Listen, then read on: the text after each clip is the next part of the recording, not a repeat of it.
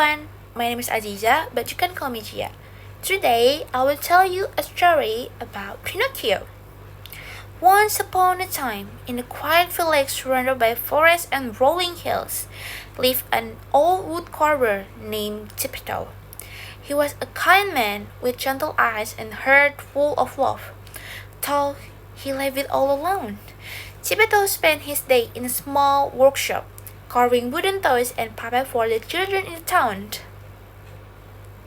His toys were beautifully made, like animals, spinning tops, dolls, but deep down, Geppetto wished for something more.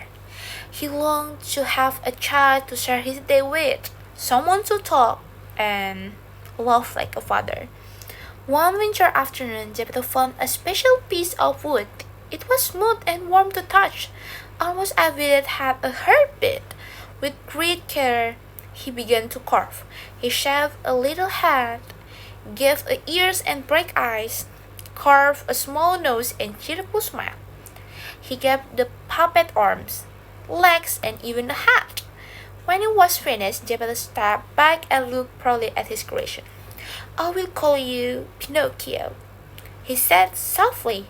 That night, as the stars twinkled above, Geppetto looked out his window and whispered a wish.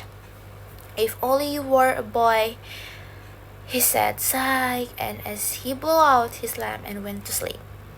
But something magical happened that night. A soft blue light filled the room, and a kind fairy appeared. The Blue Fairy. She heard Geppetto's wish and was moved by the love in his heart.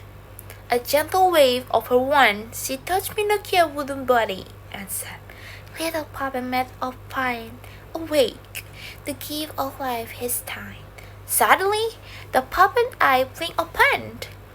Pinocchio stretched his arm, wiggled his leg, and smiled. He was alive. He wasn't quite a real boy, but he could walk, talk, and sing.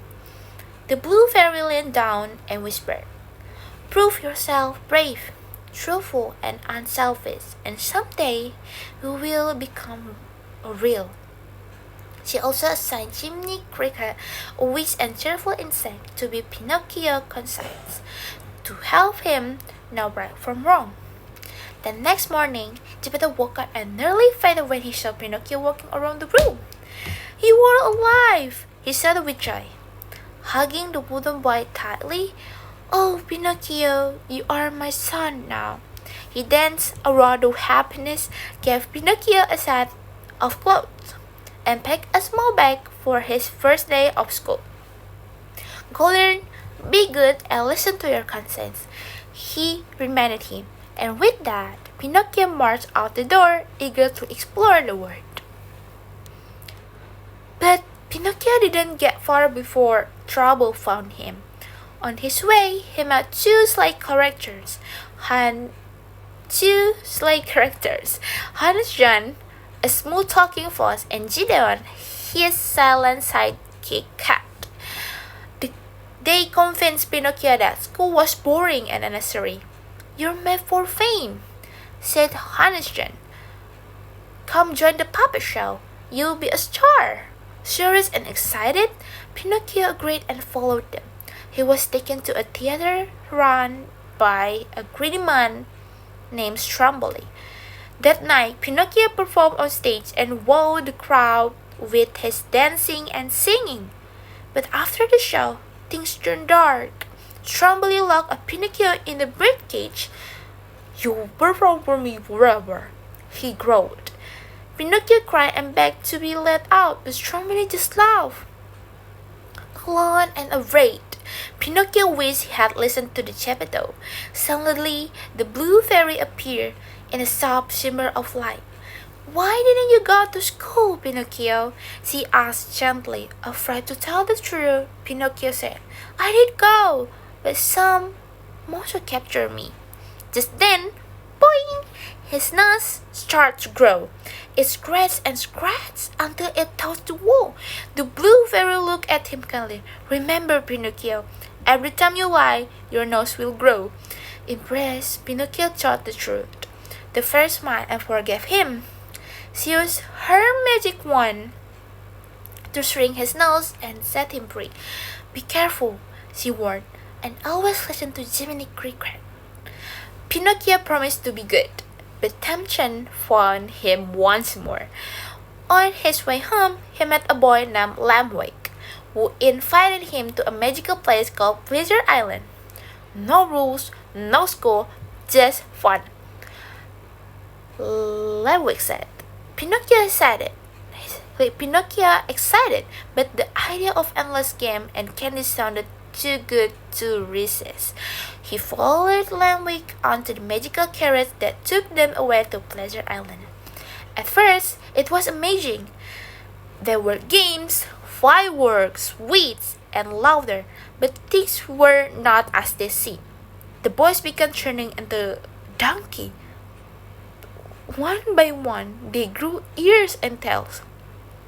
Lamwick panicked as he turned into a full donkey. Pinocchio's ears became long and floppy, and he started to grow a tail too. Horrified, he finally realized the island was a trap. Naughty boys were turned into donkey and sold away. With the help of Jiminy Cricket, Pinocchio escaped. He ran from the island, his heart full of regret. I must go home. I must find father. But when he turned, the workshop was empty. A kind do flowed down and gave him a note. Geppetto went to find you, but he was swallowed by a great wild named Monstro. Pinocchio gasped. Without thinking, he ran to the shore and dove into the sea.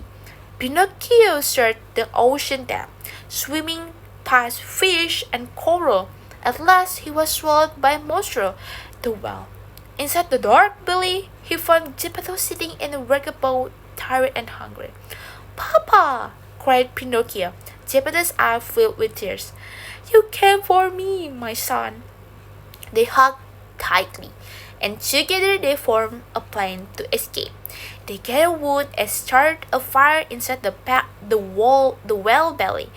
The smoke made Monster sneeze. Achoo! And with a giant blow, they were shot out of the whale mouth and landed safely on the shore. But Pinocchio had pushed himself too hard. He collapsed, cold and still. Geppetto carried him home, holding him close and whispering, Please come back, my son. That night, as Geppetto crouched softly beside the boy, the blue fairy returned one last time. She saw how Pinocchio had been brave, unselfish, and true. You have proven yourself, she whispered, and with a soft call of magic, she turned the wooden puppet into a real living boy. Pinocchio blinked open his eyes and smiled. Father, he said. Geppetto gasped with joy. You are real. You are my real boy. From that day on, Pinocchio went to school every day, listened to Jiminy Cricket, and lived a kind, honest life. He never lied again, and he never forgot the lesson he had learned. He and Geppetto lived happily together as a family filled with love, laughter, and truth.